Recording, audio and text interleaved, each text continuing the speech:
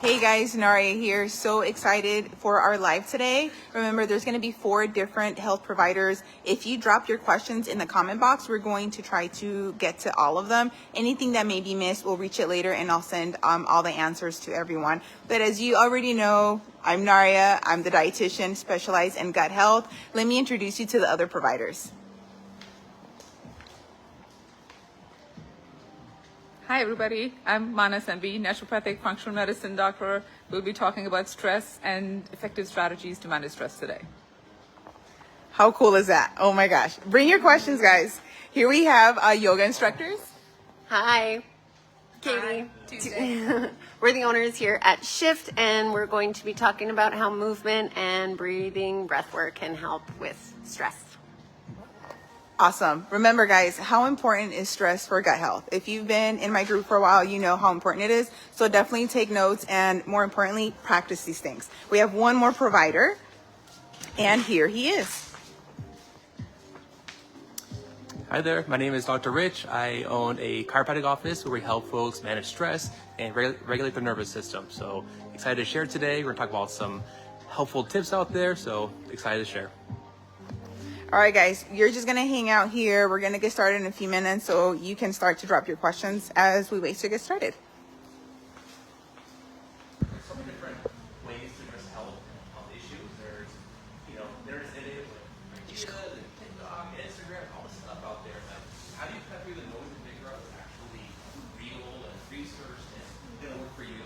So we decided to create this workshop with myself, with Katie, Dr. Mana, and where are you? So we decided to create this workshop to really help identify what stress is, external, internal, and what we can do to really identify and navigate that situation. That's what we're here today. We really focus on that. How it's going to work. We're each going to take about 10 or so minutes to kind of talk about our own individual approaches to stress. And then at the end, we have a little Q&A where you can ask your questions, we can have dialogue with questions, and we'll just be here until all answer. So I'll start things off. I think I'll go first. I think I do next. And then we'll roll on from there. So go back to my share. I'll let this share. So for you guys who don't know me, my name is Dr. Rich Baez. I own a chiropractic office where we focus on the nervous system. That is our approach towards health. The big term these days is nervous system regulation. The body is supposed to be healthy. That's the default state. If we're not there, why? And that really is the we're trying to focus on and understand is how do we identify what's causing these issues and how do we walk that path. Before we get into it though, we talk a lot about health. When I say health, what comes to mind? I'm big on participation, so you guys are going to answer questions. Eating healthy? Eating, of course you would say that. Lifestyle. Activity, eating well. Mental health. Mental health, love that. You can achieve your goals if you want. Well, you guys are great, for sure. You guys are going like big pictures of. I love it. Spiritual, yeah. So usually when we say health, people think like, well, I feel good, right? So I'm healthy. That's kind of like the default. Like I'm not sick, quote unquote, so I'm good. The trouble with that mentality is we talk about through society. It's kind of how we view things. Let's look at, for example, like a heart attack. Pretty serious thing. What's the first symptom of a heart attack? Heartburn, Chest pain, sweating maybe, like pain in the arm. The heart attack, right? The first symptom is the actual heart attack. Research shows it takes around 24 years to get to that point. So for 24 years, you were healthy in that moment. But in reality, things were going on under the surface that were overlooked and not addressed, right? So looking at health in a more dynamic way is really important, and symptoms are the greatest indicator of that.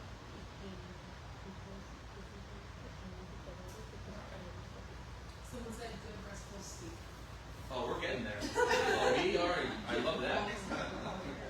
So on that same level, we talk about pillars of health, right? About pillars earlier. For me and how I see things, there are 5 critical elements that needed to maintain and have health. But what comes to mind of like an actual pillar, like a cornerstone of health? Someone said rest, so that's definitely one of them. So you probably see folks, if you've ever been to the hospital, if your kid is sick, what are they doing most of the day? Sleep, right? When the body is able to rest, is able to recover, heal, immune system ramps up, all the good things happen. So what's that pillar of health, what do you think, besides rest? Diet. I was going to say it. Not again. You've heard that we are what we eat. I know Hippocrates said that. What you're eating for lunch right now is making liver cells, eyeballs for you. Whatever you ate is creating your own environment. So if we're eating things we can't pronounce, except for quinoa's fine. But there's ingredients that we don't know what they are, and it's poison for the body. It's really, really dangerous and really bad. As advice, is shopping outside of the market. That's where all the fresh foods, vegetables, meats are going to be better off doing that alone.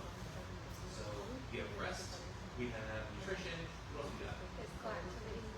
Actually, put them in order. So exercise for sure.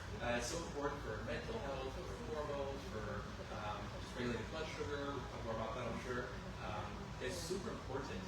I'm pleasing over these ones because I know we're going to hit them with our other people here today. I think you mentioned too today mental attitude earlier and spirituality. That's also super important. Environment and people. For sure, absolutely. You try yourself with it. It's so important. Okay, awesome. What's the fifth one? So we talked about rest, nutrition, exercise, your attitude. What's the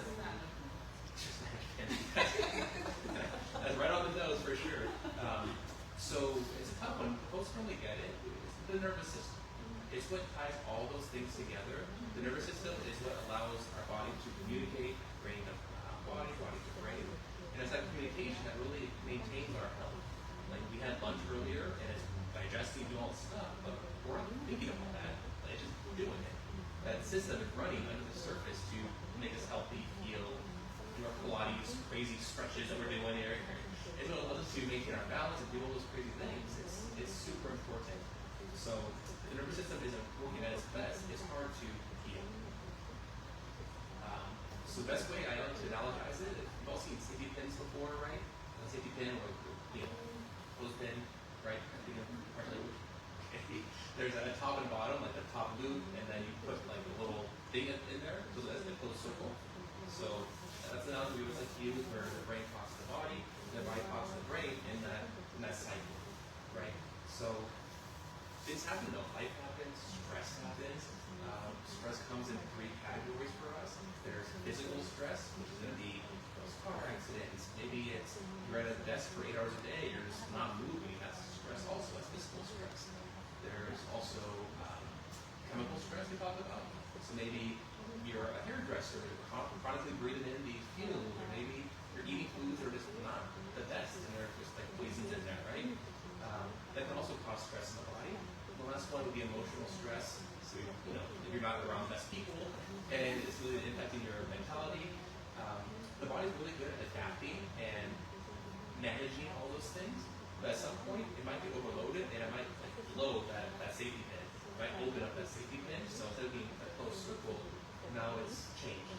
So the body in that situation is not its best, it's not communicating at its best, and things start to change as a result of that. Example would be, you've all heard of the fight or flight response. We're all sitting here right now, and let's say, for example, a tiger walks through that door. Well, what's going to happen to our bodies, do you think? Shock for sure. So we're either going to fight that thing, we're going to run away, or we're going to freeze. Fight, flight, freeze. Those are your three options in the situation. Blood flow is going to leave your gut, it's going to go to your big muscle groups, your eyes, your pupils are going to dilate, more blood, more air, or light, excuse me. Blood pressure is going to increase, heart rate is going to increase. All these responses due to that stimulus, right? So that's a normal reaction. The same thing happens too if we're, the tiger's gone. Let's say we got injured during that fight. Once it's gone and we're safe, now we're going to start healing from that situation. Our immune system will pick back up, heal the wounds, heal any bones that got broken, whatever it is, right? So we start healing from that exposure. So the body reacts appropriately to the situation. Oh,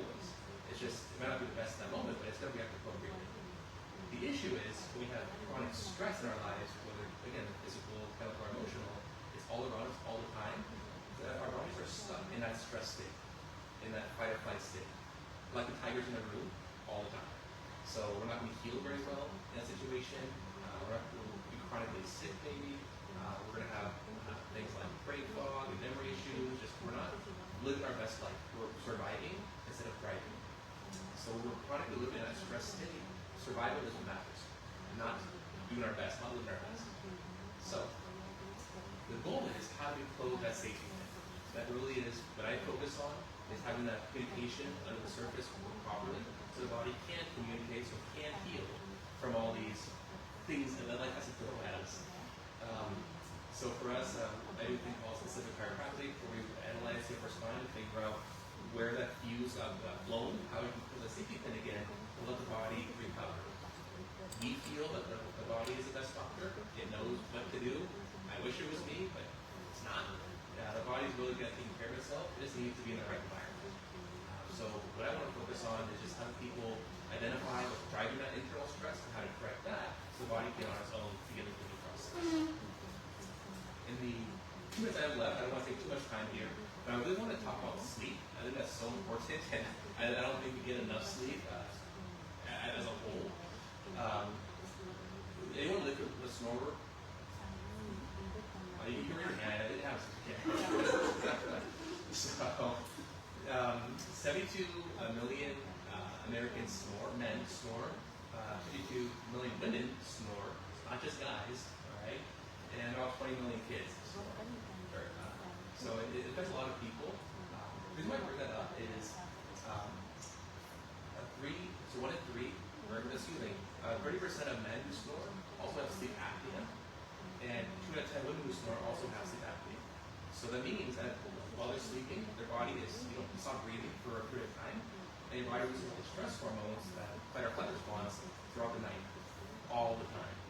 Most folks that have apnea are 75 times per hour minimum. So they're having anywhere from 5 times without breathing to 40 times on the high end. So they're chronically in a stress state. They're not resting. They're not healing. Sleep is when our body's able to repair, recharge, clear all that gunk from the brain cells. It's so important. And if we're not getting good sleep, it's going to lead to a lot of problems. One thing I found interesting was for snorers, for couples, the partner will lose a week and a half of sleep because of their partner's snoring. And usually it's the women who are being affected by it. I just want to, and I want to make sure we're running value instead of just be talking to you all. I made a guide I'm going to send to everyone here. It's the perfect evening routine. So it's ways to identify and correct all things you can on your end to really give yourself the best chance to not snore, reduce apnea, and really get a handle on things. For everybody watching, if you want this, just type in, like, I guess, evening routine or something, and I'll send it to you guys. Also, so you have it as well. But yeah, for me, that's what I want to share with you all. Stress is all around us. It's impossible to get rid of it. But how do we adapt? How do we give ourselves the best fighting chance to address it and let our body the chance to resist it and survive? So that's what I want to help people on is if you're not healing well, you're chronically stressed and just not going the way you want, let's have a conversation and see if we can find a solution for you. That's all I got for you guys. Wonderful. So, thank you. Appreciate it. So next we're going to have Katie and maybe Tuesday. Or whomever. Yeah, we get to do a little tag team moment here. I have some things for you guys. Are we okay getting on the floor for a second? If you want to. Why don't we?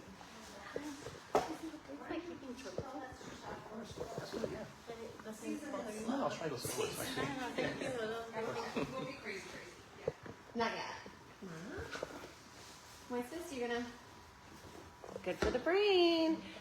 We do lots and lots here. We do somatic Pilates primarily. We do yoga. We do neuro. This will be your neuro Pilates. We get on the floor, but the floor. Oh, right. This might help. So just take a second and notice before we do anything else. Do you have any pain in your body anywhere? Yes. I got you, girl. I got you. Okay, so find that pain in your body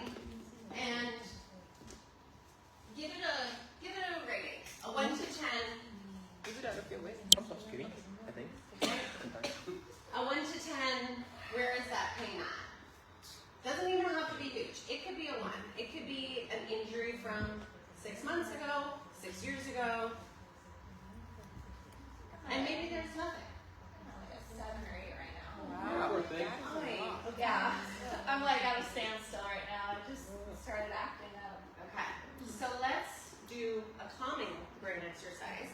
This is our brain ball, Brain Speed Club. Trent McIntyre, genius. What this ball, the purpose behind this ball is we track with our eyes. Eye movement kicks off your sensory system in your brain. Thank you so much for doing such a great intro to nervous system and brain and all that. When your sensory system is lit up like a beautiful little Christmas tree, your motor system is going to move differently. Your pain levels might also quiet down a little bit. So I want you to find your most favorite letter or number. And then reach that ball out in front of you with your right hand. And I want you to move your ball out towards the right, but you're only moving your eyes, not your head. And come back to center. And let's do it again. It's the breath in and it's just the eyes. And I know it gets uncomfortable and awkward and weird, but you're still doing it, so you're doing right. Let's do it again. Reach out, hold the ball out to that end range. Where are you able to hold it where things get fuzzy and things get uncomfortable, and you want to be anywhere but there, and then you stay there. And you take a deep breath in, let that breath travel all the way down into your belly.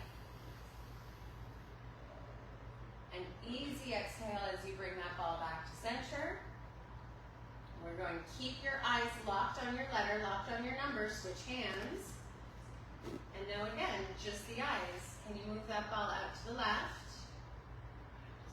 There is no right or wrong, as long as you're doing it right. Exhale, you bring it to center.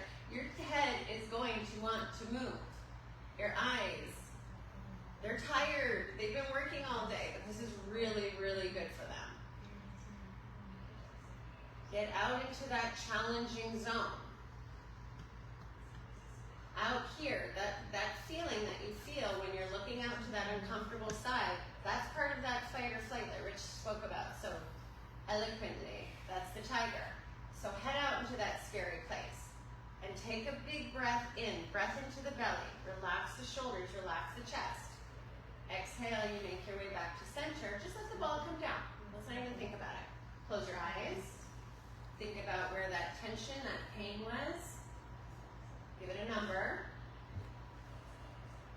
And if the number is lower, then share it with me. If it's not, keep it to yourself. I'm just kidding.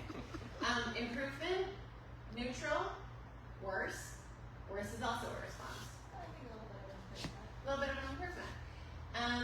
The sensory system is it's a magical moment. Not to mention the deep breaths, right? When your eyes are out here, we have our wonderful little cranial nerve, that vagal nerve, and that's a way to tone the vagal nerve. So that's just a little bit of what we do here. We always want to incorporate as much brain to body as we can.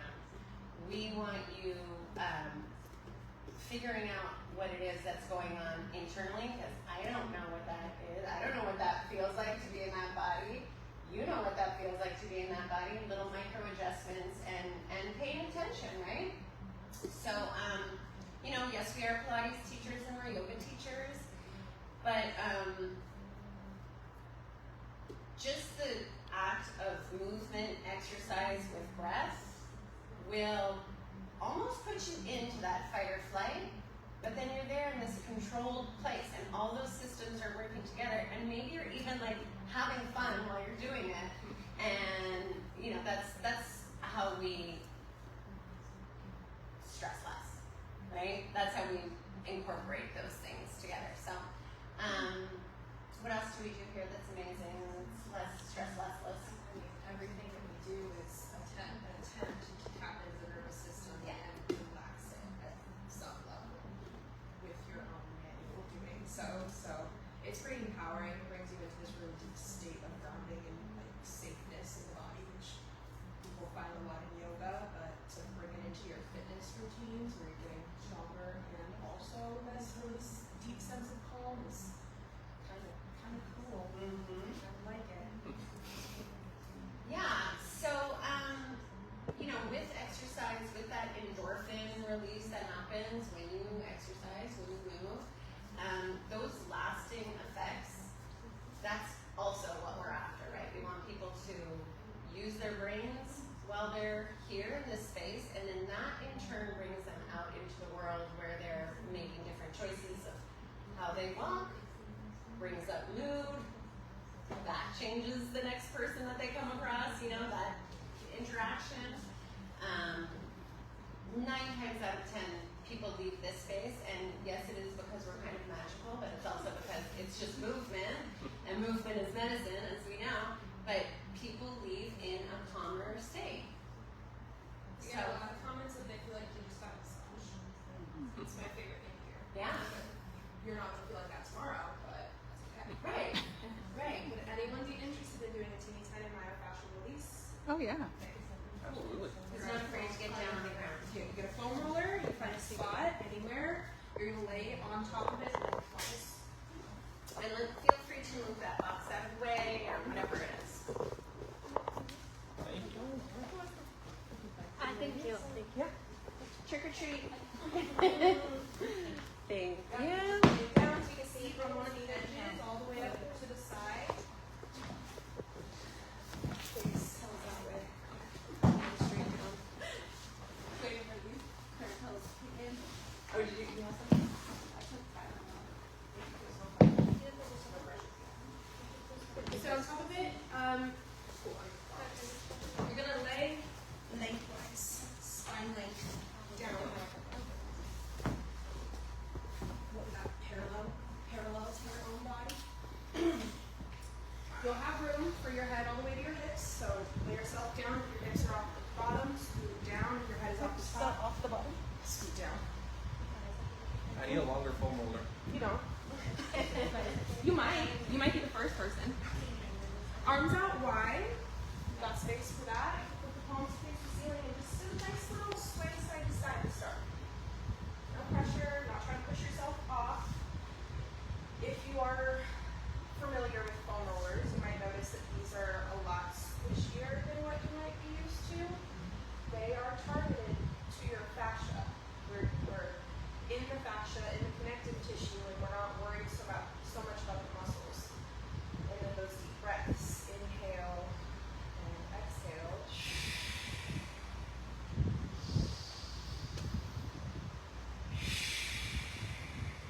Good. It's almost as though you start to feel bored the longer you're on top of here.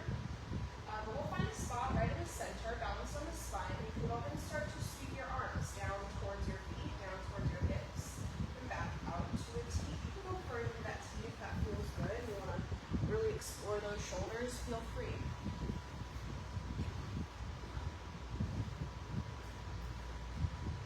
And then the entire time that you're laying on this roller, moving around, your internal stabilizers, your slow twitch muscles, they're doing something, holding you balanced. So hold you fast in a moment here. You're going to find a place to keep the arms to balance. Closer to your body and further out to your T are a little bit more challenging. Anywhere in between is something nicer. So find your spot and then step your feet close together, all the way together. Great. We're going to go for a march. Hands on the ground. You're going to float your right leg to tabletop. Give it a lift. Pilates turn. Yeah. And then put it right back down. And then the left leg to tabletop.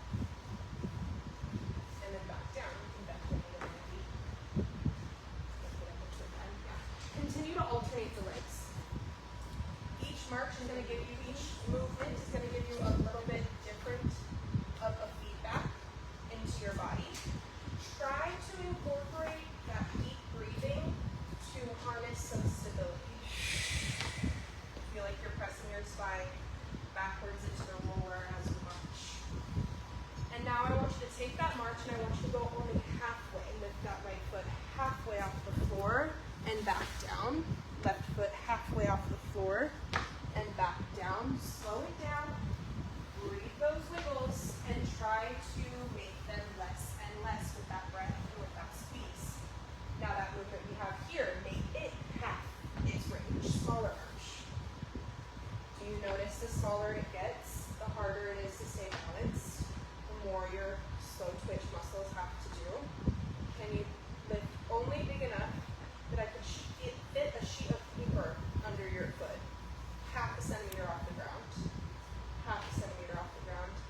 This is, again, where those internal stabilizers, the things that don't usually do much for us, this is where they're doing the post one more on either foot, and then just come to a stable resting spot. Couple deep breaths, and the last thing we'll do up here is a breathing practice. Take one hand on your chest, one hand on your belly. And we're going to take some deep breaths into the belly. Feel the hand on the belly rise as you inhale and lower as you exhale. It might take a couple to get it directed in that space, so just keep trying to isolate it into the belly. And then wide open mouth side breaths. Don't be scared to make some noise. We're all friends. Good. And now move that breath up into the chest. Try to get the chest to rise as you inhale. And we were just focusing the belly, so it might take a couple to move that thought, to move that actual breath. Great. So those are the two normal places that our breath usually goes. The next one we're going to practice is lateral breathing. You bring your hands to the sides of your ribs, sides of your rib cage, and try to send the breath there, backwards and to the side. Again, an abnormal place for our breath to go, but this is where the body oxygenates. The oxygen goes into the body for it to oxygenate the blood and all the things, very direct, back bottom of the lungs. So a direct breath, but we're also releasing a lot of tension through the rib cage, through the serratus, the mid back. The thoracic's getting nice, lovely lengthening with that inhale. Are we able to find those places?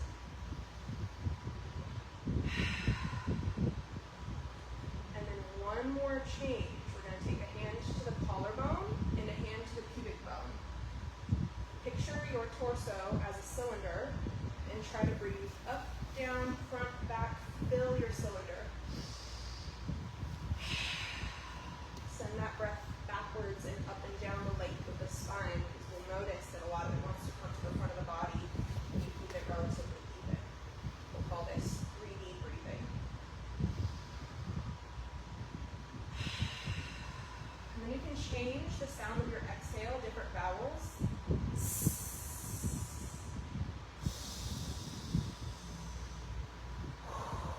They will all elicit a little bit of a different sensation, so you can play with it, find the one that you like. And once we're feeling more comfortable with that 3D breathing, the hands can rest by the hips. You continue with the 3D breathing and just let it go in all those new spaces. Just a couple more times. And then back to breathing regularly. See how it changed. Maybe there was no regular before. But that is that. Go ahead and truthfully, there's no easy way to get off of these things. I like a leg lengthened to one side and a slide off. If you just want to take a moment to assess how you feel, sometimes the shoulders feel relaxed, the hips, there might be a little less tension in the body, but the breath is... Your phone's about to die. Okay. Thanks for playing. This is my favorite myofascial release tools. Super quick and simple, tap into the nervous system and release some of those stress lines and flash of it. You might not have been aware of. Thanks for leading. You're welcome. Thanks for letting me. Who's next? Now that we're all ready to go to bed.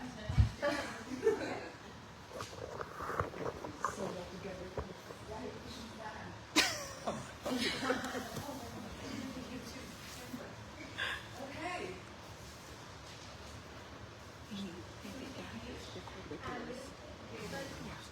She's my dad and my president.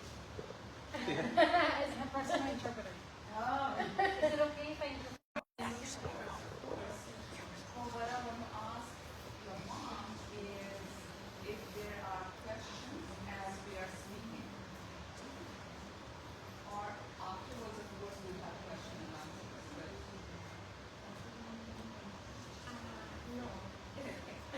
Thank you. Okay. So we're talking about stress today and stress management. So first we have to think about is what is it that causes stress in our life?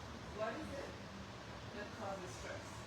And for me, generally what ends up happening is when something, a situation is not as I want it, then I'm stressed. Right? That stress can come from health, relationships, money, jobs, all kinds of things, right? And when we feel this stress, what a difference, how it makes a difference in our body, how does it manifest when we are stressed, right? So stress can make our health much more challenging. If there's any pre-existing condition, any problem, that gets worsened. And if there isn't a health condition, then if you remain in a state of stress for a long period of time, that may lead to some problem, some illness. And it's different from person to person because our susceptibility is different, right? The same kind of stress may lead to difficult periods, painful periods for me. For somebody else, it may lead to diarrhea when they're nervous, let's say, right? For a third person, it may manifest as cancer, right? So these are all different ways that our body expresses imbalance, which is caused and made worse by stress. So we are here today to talk about different kinds of stress and what we can do to manage our life and our stress better, right? So I am a naturopathic and functional medicine doctor. My focus is a lot on hormone optimization, on figuring out what are the things, what are the periods in a woman's life where the hormones are most pronounced. It's puberty, it's pregnancy, and it's perimenopause. These three stages in our life, something is happening in our body which is quite extraordinary, right? And these three times are associated with, can be associated with high levels of stress, right? Whether it's PMS, whether it's pregnancy brain, whether it's hot flashes or night sweats, all of these things can cause a whole lot of stress, and in turn, they are made much worse by stress, right? And there's a lot of studies that tell us there's correlations between stress and disease and all that. What are the other things that we want to consider? So when we are stressed, most directly, the hormone that gets dysregulated is cortisol, right? When cortisol is dysregulated in our body, our blood sugar is going to spike. When blood sugar spikes, our energy levels, our appetite, and our ability to function normally is going to be disrupted. So if we can perceive that we respond, we perceive stress acutely, then we know that most likely our cortisol rhythm is disrupted and we need to do something about it. And the sooner we recognize that something is off and the sooner we address it, the better it is, right? Because the more we let a problem run, the more chronic the situation is becoming, it becomes harder to resolve. The other thing that gets disrupted with cortisol and glucose is insulin. If our insulin gets dysregulated, what then happens is, over time, we can become insulin resistant. This can cause dysregulated eating. So our appetite is dysregulated. That can lead to other problems like we are gaining weight and we have an inability to lose the weight. When insulin is high in our body, everything grows, right? The size of the cells grow, the normal fat cells grow bigger. If they're cancerous cells, they grow bigger. Everything grows in size with insulin. So what we have to recognize is if our appetite is dysregulated, if our sleep is dysregulated, potentially it could be cortisol or insulin dysregulation, right? Now, if our periods are dysregulated, if there is PMS, if there is inability to sleep or too much stress, acute symptoms of PMS the week before your period, then something is off with the hormones.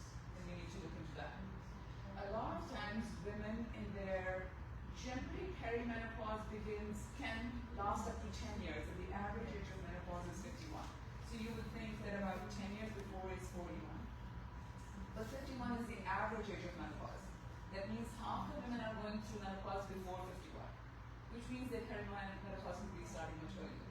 So there's another time where we need to be really on the lookout for symptoms, educate ourselves on what to look out for, and then make sure you're taking the requisite action in consultation with your practitioner, right? You want to make sure that you're addressing the hormone imbalance. If that's something you notice, you may have a spike in your adrenaline, in your norepinephrine. That can lead to blood pressure increase, that can lead to heart rate increase, and that puts a lot of strain on your cardiovascular system. The heart has to work much harder during your waking hours, and even during sleep. You may notice if you use a sleep tracker that your resting heart rate is also high. So the higher your resting heart rate, the less your body gets a chance to rest and recover, right? Another thing is heart rate variability. The higher the heart rate variability, the more resilient your health is. And these are things you can check with sleep trackers. And I want to go into a whole other thing on that, but this is very important to kind of understand how your body functions. What is your average heart rate? What's your average heart rate variability? And that helps you to understand how your body is responding. Because sometimes we get so habituated to stress, we have no idea how our body is doing. So it's really important to understand that. And then of course we can check markers of inflammation in your body through blood labs and functional labs to kind of see what else is your body telling you, right? And the last thing I want to touch on today with stress is the health of your brain. What happens when you're stressed?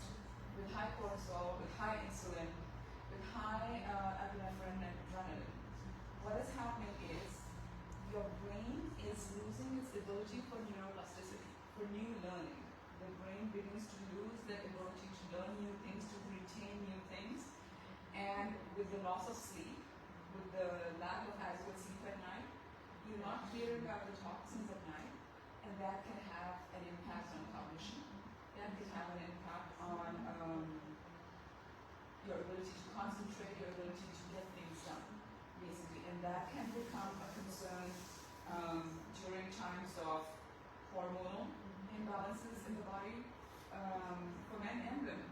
For men, it's generally, it's called andropause, and we don't talk enough about it, but there's a whole other thing where your hormones can be all disrupted. But what we want to think about is your neurotransmitters in the brain can be imbalanced, which can lead to anxiety and depression. So it's like understanding where you are today and if it's different from baseline, and working with somebody that you trust, a practitioner that you trust, that can help you understand where you're at today and what are the changes that you can make in the short run and in the long run. So how it ultimately manifests stress in your body is that you can be wired and tired. You can be fatigued. You may have an inability to focus. You may have weight gain or low energy, poor sleep, appetite dysregulation, period problems, migraines, different kinds of hormonal issues. So these are all the things that we see in practice, and the important thing to know is that all of this is actionable. We can do something about it. All of these things are actionable and fixable. The important thing is to recognize what's happening in your body and ask for help, and don't wait too long to make sure that you are getting the help that you need. And if you have any questions, we'll be happy to address them after Maria has spoken. Thank you.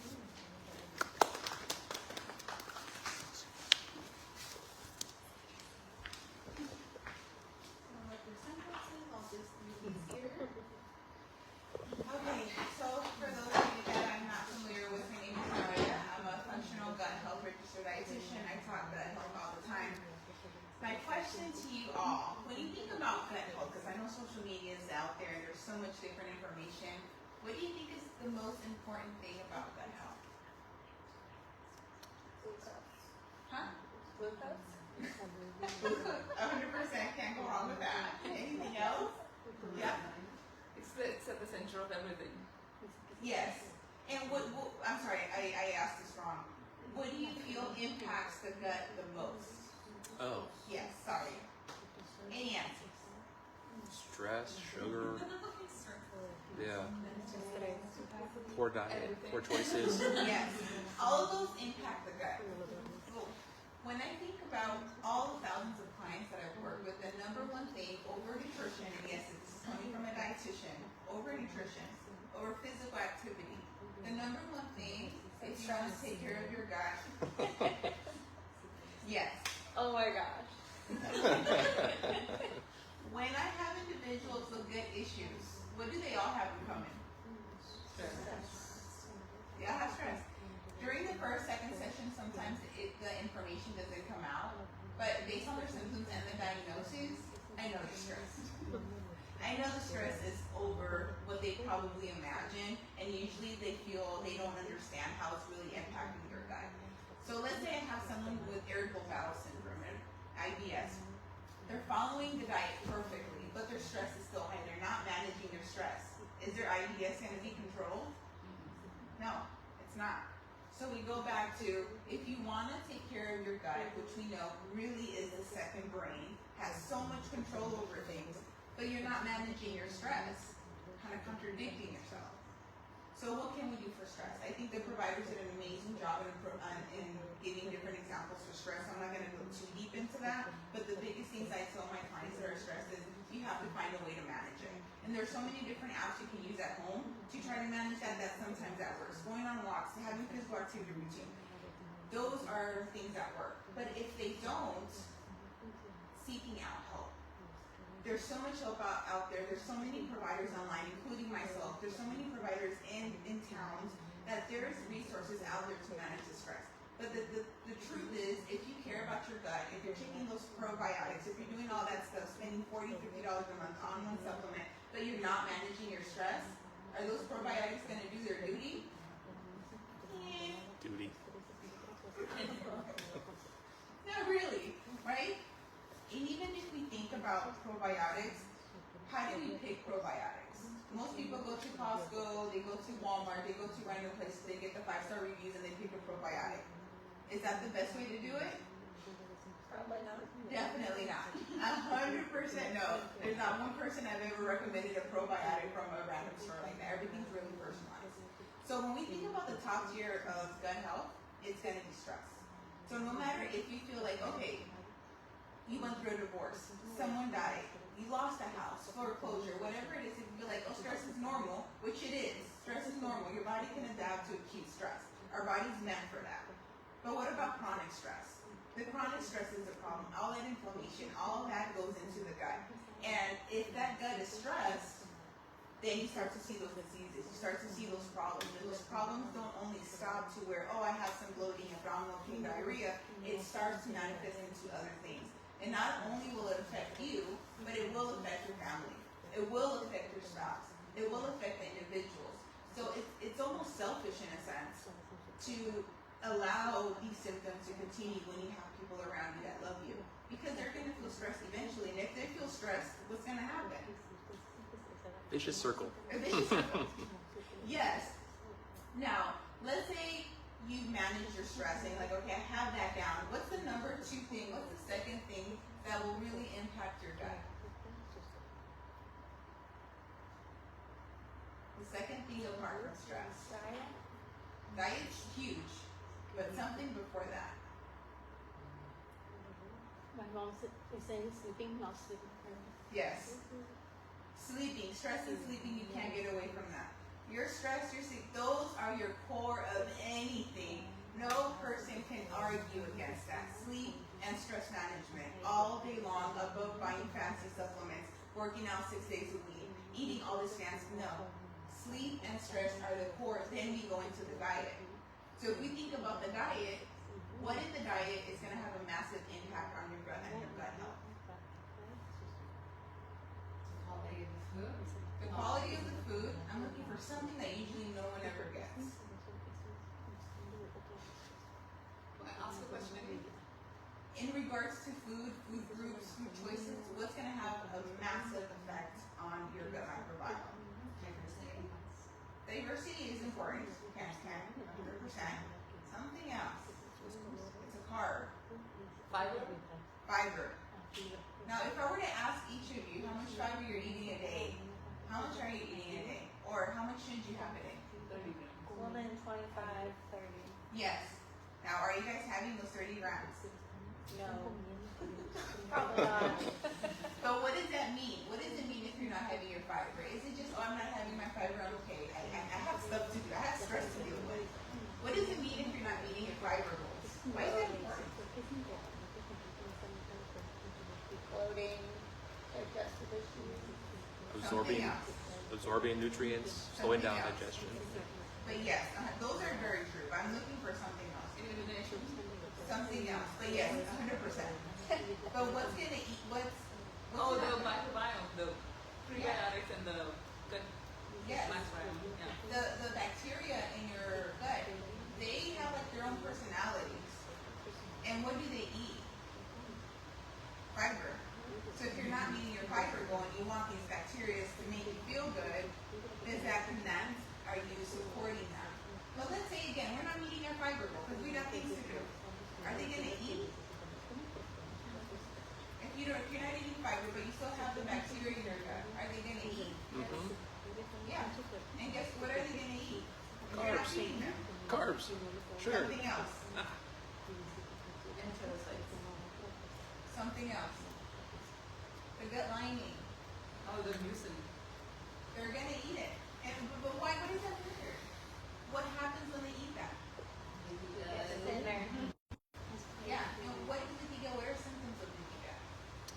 Chronic inflammation, systemic Yeah. inflammation. Exactly. All that originates into sleep, stress, fiber. Stress, sleep, fiber. Those are the core of your gut. You can manage your stress, which 100% again, you should. You can have your 8 hours of sleep, uninterrupted, high quality, nice, dark room, whatever, great. But if you're not meeting your fiber goal and you want those bacteria to really help you and help you flourish, you have to meet these fiber goals. There's no getting away from that. Otherwise, they are going to eat because anything that's alive is going to eat.